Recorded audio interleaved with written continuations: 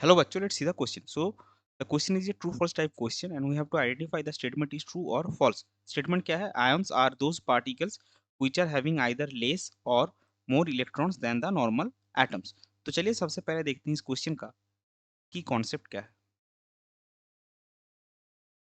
सो इस क्वेश्चन का की कॉन्सेप्ट है आयंस.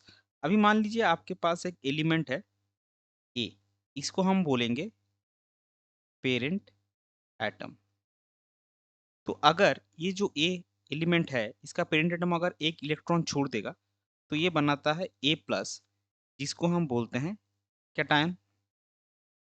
और अगर ये एक इलेक्ट्रॉन एक्सेप्ट करता है तो ये बनाता है ए माइनस, जिसको हम बोलते हैं एनायन.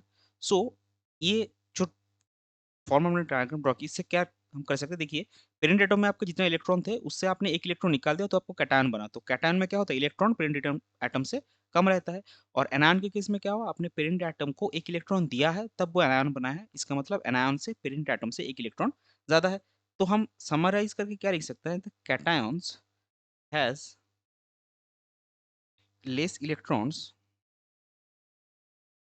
देन पेरेंट एटम्स और anions has more electrons then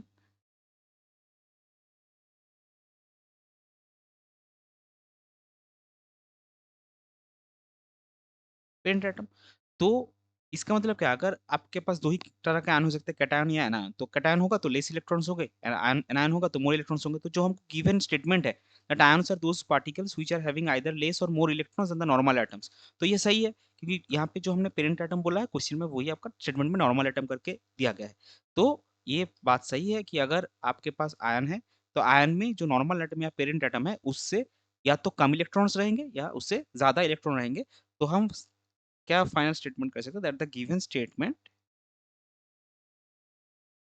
is true. ये हो जाएगा आपका क्वेश्चन का correct final answer. I hope you understood it well. Best of luck. Thank you.